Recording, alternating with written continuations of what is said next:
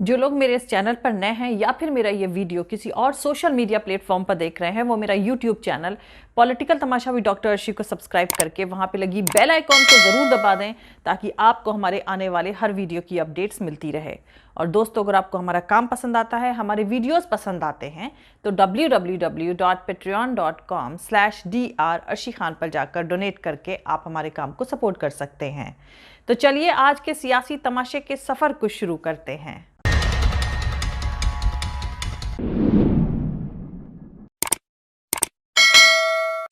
पिछले यहां कुंभ के मेले में मुझे आने का सौभाग्य मिला था। महाकाल का बुलावा आया और ये बेटा आए बिना कैसे रह सकता। लेकिन आज यहां आने के बाद लगता है कि न मुझे किसी ने भेजा है, न मैं यहां आया हूं। मुझे तो मां गंगा ने बुलाया है और एक बालक जैसे अपनी मां की गोद में वापस आता है, वैसी मैं अनुभूति कर रहा हूं। 2014 के चुनाव के दौरान नरेंद्र मोदी मां गंगा के बेटे बन गए थे और उन्होंने कहा था कि मां गंगा ने मुझे बुलाया है, इसीलिए मैं काशी आया हूं। अब 2024 से पहले वो महाकाल के बेटे बन गए हैं। इस पर ट्विटर यूजर्स ने अपने रिएक्शंस दिए हैं, जिनमें से कुछ ट्वीट मैं आपको पढ़कर सुना देती हूं। तो एक ट्वीट है जिसमें आज तक न्यूज चैनल और नरेंद्र मोदी को टैग करके लिखा गया है, जनता भी चौराहे पर बुला रही है, कभी आकर मिल लें। दूसरे एक ट्वीट में नरेंद्र मोदी और आज तक को टैग करके लिखा गया है, हाँ महाकाल को भी पता है इलेक्शन है। एक और ट्विटर यूजर है दोस्तों, जो लगता है कुछ ज्यादा ही गुस्से में है। वो नरेंद्र मोदी और आज तक दोनों को टैग करके लिखते हैं, माननीय प्रधानमंत्री जी, मुझे आपकी बहुत फिक्र होती है। कभी आपको मां गंगा बुला लेती है, कभी महाकाल। आप इतना फ्री ही क्यों रहते हैं कि कोई भी बुला ले रहा है? बस डर इस बात का है कभी यमराज का बुलावा ना आ जाए कहीं से। पिछले 97 सालों से आरएसएस भारत में हिंदू मुसलमानों के बीच डिफरेंसेस, नफरत, दुश्मनी बढ़ाकर मुल्क के कल्चर और धर्म के खिलाफ अपना हिंदुत्व थोपने का जो जहरीला चक्कर चलाता रहा है, उसके खतरनाक नतीजे भारत की आवाम के सामने डाइवर्स तौर पर अब मौजूद हैं। आरएसएस का एक प्रचारक जो पहले गुजरात का चीफ मिनिस्टर बना, उसने दुनिया भर में सच को झूठ और झूठ को सच में बदलने के लिए कुख्यात अमेरिकी PR company APCO Worldwide की मदद से भारत की सत्ता पर कब्जा करने में कामयाबी हासिल करने के बाद मुल्क को हर सेक्टर में किस तरह बर्बाद कर दिया है, ये अब कोई छिपी बात नहीं रह गई है। पाखंड, ब्लाइंड फेथ यानी अंधविश्वास और दिखावे के फेथ के डेडली औजार पर सान चढ़ाकर ऐसी तबाही का बीज बोया जा चुका है कि आज मुल्क की आवाम ये भी नहीं देखना चाहती है कि दुनिया के दूसरे मुल्कों में क्या हो रहा है। अब भारत की मीडिया में दिन रात सिर्फ हिंदू मुसलमान का डिस्क्रिमिनेटरी एनवायरनमेंट बनाकर सोसाइटी को डिवाइड करने का ही एजेंडा चलाया जा रहा है। आम पब्लिक के मुद्दे पर चर्चा पूरी तरह से बंद कर दी गई है। लोगों की नजरों से ये छिपाया जा रहा है कि दुनिया के दूसरे मुल्क, खासकर मुस्लिम मुल्क, कितनी तेजी से आगे बढ़ रहे हैं। दुनिया जिस तरह लगातार तरक्की करती जा रही है, भारत अब उसके मुकाबले में कहीं भी ठहरता नजर नहीं आ रहा है। अगर सिर्फ मुस्लिम मुल्कों को ही ले लें, जिनका खौफ दिखाकर संघ भारतीयों को ठगता रहा है, तो बात शीशे की तरह साफ हो जाएगी। आज दुनिया में मुस्लिम मुल्कों के इकोनॉमिक हालात किस ऊंचाई पर हैं और इसको और आगे बढ़ाने के लिए क्या क्या किया जा रहा है और इस वक्त क्या कर रहे हैं ये मुस्लिम मुल्क, ये भारत में मुसलमानों के खिलाफ नफरती तमाशा चला रहे संघ और बीजेपी के सपोर्टर्स को देखने, समझने और सोचने की जरूरत है। दोस्तों, भारत में कम्युनल नफरत फैलाकर मुल्क को तमाम तरह का नुकसान पहुंचाया जा चुका है। जब नफरत के बल पर मुल्क के नेता अपने वोटर्स को गर्व महसूस करा रहे थे, तब उधर चीन 1965 से 5 से 6% की ग्रोथ करता रहा और 1989 से 10 से 12% ग्रोथ करके 2019 तक 130 करोड़ आबादी को गरीबी से बाहर निकालकर आज सुपर पावर हो गया है।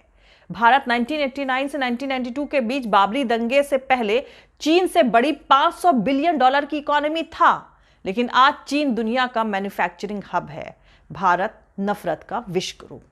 चीन आज हमारे लद्दाख और अरुणाचल प्रदेश में घुसकर तांडव कर रहा है और हमारे प्रधानमंत्री हमसे झूठ बोल रहे हैं कि ना कोई घुसा था और ना ही किसी ने कब्जा किया हुआ है। अब जब चीन मुस्लिम मुल्कों को मिलाकर वन बेल्ट वन रोड बनाकर दुनिया में समंदर से सिक्योरिटी या ट्रेड की अहमियत को खत्म कर रहा है, तब भी भारत में खुद को देशभक्त कहने वाले देशभक्तों की आंखें नहीं खुल रही हैं। भारत की मेजॉरिटी कम्युनिटी मंदिर, मस्जिद, हिजाब, तबलीगी जमात, मॉब लिंचिंग, गाय, गौमूत्र जैसे एकदम वाहियात बातों में फंसी हुई है। अभी कल ही की बात है और इसमें ताज्जुब की बात भी नहीं है कि प्रधानमंत्री नरेंद्र मोदी ने महाकाल लोक का इनॉग्रेशन करते हुए सिर्फ मंदिरों की बात करी। असल में उनके पास दिखाने के लिए सिर्फ मंदिर ही है और तलवा चाट पत्तलकारों के पास गदगद होने को रिलीजियस सुपीरियरिटी। जबकि नरेंद्र मोदी उस महाकाल के दरबार में खड़े थे जहां झूठ की कोई गुंजाइश नहीं रहती है। अब यह अलग बात है कि काशी विश्वनाथ के आंगन में खड़े होकर भी वो झूठ बोलने से बाज नहीं आते हैं। वैसे रुपया आज 82.32 पर बंद हुआ। भारत के 90% लोगों की तरह शायद साहिब को भी मालूम नहीं होगा कि गिरते रुपए से किन्हें फायदा और किन को नुकसान होता है। सवाल यह है कि भारत के प्रधानमंत्री आखिर कब तक ऐसे आलीशान इवेंट करवाकर और मंदिरों के नाम पर जनता को बेवकूफ बनाते रहेंगे। दोस्तों, आपको बता दूं कि 1993 से पहले सिर्फ मुंबई और हांगकांग एशिया में 2 बड़े फाइनेंशियल सेंटर हुआ करते थे। सऊदी अरब और दुबई के शेख बॉम्बे आकर बिजनेस करते थे और आज मुकेश अंबानी और हीरानंदानी दुबई में कंपनी खोलकर स्टॉक एक्सचेंज में एनलिस्ट कर रहे हैं। दरअसल अब कोई भी मुल्क मुस्लिम मुल्कों को इग्नोर करके सुपर पावर नहीं बन सकता है, चाहे वो अमेरिका हो या रूस हो या फिर चीन ही क्यों ना हो। मौजूदा नए भारत की तो कोई हैसियत ही नहीं रही, क्योंकि दुनिया में जहां अमेरिका मंगल ग्रह पर जिंदगी की पॉसिबिलिटीज ढूंढ रहा है, चीन दुनिया के 27% बाजार पर कब्जा करके उसे 100% करने में जुटा हुआ है, रूस दुनिया में बादशाहत कायम करने को जी जान से लगा हुआ है, जर्मनी में फ्यूचर का फ्यूल यानी ईंधन आयरन एयर बैटरी बनाई जा रही है, इस्तांबुल में इंटरनेशनल फाइनेंशियल सेंटर खुल रहा है, जापान इकोनॉमी और टेक्नोलॉजी के सेक्टर में पूरी दुनिया को पछाड़ने की जुगत में लगा हुआ है, तो वहीं नरेंद्र मोदी का न्यू इंडिया भूखे नंगों के ग्लोबल इंडेक्स में पाकिस्तान, बांग्लादेश, नेपाल और भूटान से भी पीछे पहुंच गया है। इस नए भारत में पर पर्सन एवरेज इनकम बांग्लादेश से भी कम है। वहीं खुशहाल मुल्कों की लिस्ट में भारत अफगानिस्तान से सिर्फ 10 कदम दूर है। इस न्यू इंडिया का विदेशी कर्ज का सिर्फ ब्याज ही मुल्क के डिफेंस बजट से 2 गुना चुकाना पड़ रहा है। भारत में करोड़ों लोगों की नौकरियां छीनी जा रही हैं। दुनिया के बाजार में इंडियन प्रोडक्ट्स की हिस्सेदारी 1% से भी कम है। मुल्क के शहंशाह को नए भारत को चलाने के लिए आए दिन देश बेचना पड़ रहा है। मौजूदा भारत का खजाना इतना खाली हो गया है कि रिजर्व बैंक का रिजर्व पैसा भी लेना पड़ता है। बेरोजगारों की फौज में रिकॉर्ड तोड़ते हुए दुनिया में भारत सबसे आगे है। 23 करोड़ से ज्यादा लोग गरीबी की रेखा से नीचे धकेल दिए गए हैं और विधानसभा के चुनाव जीतने के लिए मुफ्त राशन, नमक, तेल बांटकर फिर डीजल, पेट्रोल और गैस के दाम बढ़ाकर पूरे देश से वसूला जा रहा है। कुर्सी पर कब्जा किए रखने के लिए शहंशाह को एजुकेशन का बजट घटाना और फिल्मों पर से टैक्स हटाना पड़ रहा है। भारत में गोल्डन एरा लाने को बेताब लोग अब अपना सियासी बेड़ा पार लगाने के लिए काशी और मथुरा की मस्जिदों में मंदिर तलाश कर रहे हैं। वहीं दूसरी तरफ अगर मुस्लिम मुल्कों की बात करें तो सऊदी अरब की आबादी 1.5 करोड़ है और तकरीबन इतने ही फॉरेनर्स वहां काम करते और रहते हैं, जिनमें से तकरीबन 28 लाख इंडियंस शामिल हैं। सऊदी अगले 10 सालों में $7 ट्रिलियन का इन्वेस्टमेंट करके दुनिया की बड़ी इकोनॉमी वाला मुल्क बनने की तरफ तेजी से बढ़ रहा है। वहां के crown prince Mohammed bin Salman Saudi की कैपिटल रियाद को 2030 तक एक फाइनेंशियल और बिजनेस सेंटर बनाने की स्कीम पर काम कर रहे हैं। तेल एक्सपोर्ट करने वाला दुनिया का सबसे बड़ा मुल्क सऊदी अरब अपनी इकोनॉमी की तेल पर डिपेंडेंसी को कम करने के लिए कई कदम उठा रहा है, क्योंकि वहां की सरकार जानती है कि तेल हमेशा के लिए नहीं रहेगा। इसीलिए ऑल्टरनेटिव रिसोर्सेज के जरिए मुल्क की इकोनॉमी को मजबूती देने की तरफ कदम उठाए जा रहे हैं। Crown prince Mohammed bin Salman ने $7 trillion infrastructure, health services, transport, बंदरगाह, manufacturing, technology transfer, renewable energy, digital economy और टूरिज्म पर खर्च करके 2030 तक मुल्क की जीडीपी 22% बढ़ाने का टारगेट रखा है, ताकि सऊदी अरब की इकोनॉमी अगले 10 सालों में ग्लोबल कॉम्पिटिटिवनेस इंडेक्स में 10वें नंबर पर हो। दोस्तों, $1 ट्रिलियन सिर्फ इंफ्रास्ट्रक्चर प्रोजेक्ट्स पर खर्च होगा, जिसमें $300 बिलियन नई सड़कें और हाई स्पीड ट्रेन पर खर्च किया जाएगा। वहां एक नई एयरलाइन खोलने के अलावा $147 बिलियन की लागत से कैपिटल रियाद में एक वर्ल्ड क्लास नया एयरपोर्ट बनाया जा रहा है। रियाद के कुल एरिया को दुगना करके उसे सऊदी अरब का मेन बिजनेस सेंटर बनाने के काम पर प्रोग्रेस है। वहीं रेड सी के किनारे इजिप्ट और जॉर्डन की सरहद पर तबूक में सऊदी अरब दुनिया का अल्ट्रा मॉडर्न शहर नियोम बनाने जा रहा है, जिसे फ्यूचर का शहर कहा जा रहा है। इसे जीरो एमिशन और शून्य यानी जीरो गाड़ियों की थीम पर $500 बिलियन की लागत से डेवलप किया जा रहा है।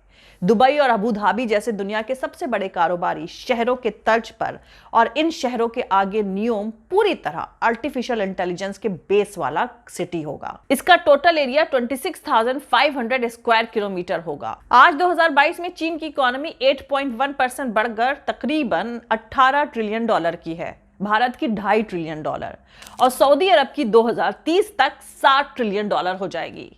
वहीं दुबई में अब तक का सबसे आलीशान एक्सपो 2022 हो गया। कतर में इस साल 21 नवंबर से 18 दिसंबर के बीच फीफा वर्ल्ड कप 2022 होने जा रहा है।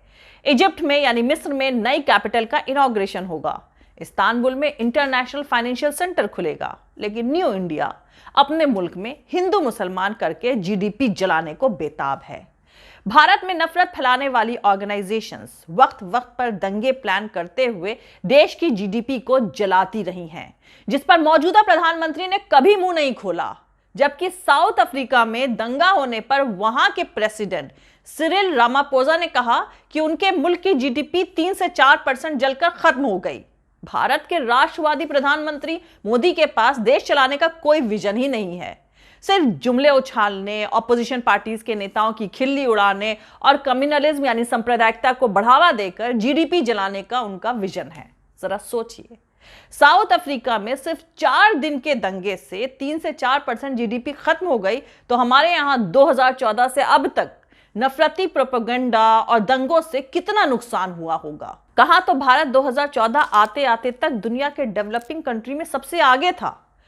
विदेशी कंपनियां भारत में कारोबार करने को हैवी इन्वेस्टमेंट कर रही थी, जिससे रोजगार के नए नए मौके पैदा हो रहे थे। हर सेक्टर तरक्की कर रहा था। और कहां अब मुल्क की ऐसी बदतर हालत बना दी गई है कि भारत कंगाली की ऐसी कगार पर पहुंच गया है जहां वो दौर अब एक ख्वाब जैसा लगता है।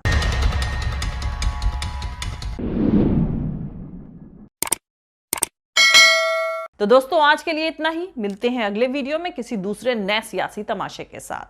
जय हिंद, सत्यमेव जयते, अल्लाह हाफिज। दोस्तों, हमारा पूरा वीडियो और दूसरे और वीडियोस देखने के लिए हमारा YouTube channel political Tamasha with doctor Arshi को सब्सक्राइब करके वहां पे लगी बेल आइकॉन को जरूर दबा दें, ताकि आपको हमारे आने वाले हर वीडियो की अपडेट्स मिलती रहे। और दोस्तों, अगर आपको हमारा काम पसंद आता है, हमारे वीडियोस पसंद आते हैं, तो www.patreon.com/dr अर्शी खान पर जाकर डोनेट करके आप हमारे काम को सपोर्ट कर सकते हैं। दोस्तों, अगर आपको हमारा वीडियो पसंद आता है तो लाइक और शेयर करना हरगिज नहीं भूलें। आप हमें फॉलो भी कर सकते हैं हमारे ट्विटर, इंस्टाग्राम और फेसबुक पेज पर। मेरा ट्विटर हैंडल है @arshi_aziz Khan। Thank you. मिलते हैं अगले वीडियो में।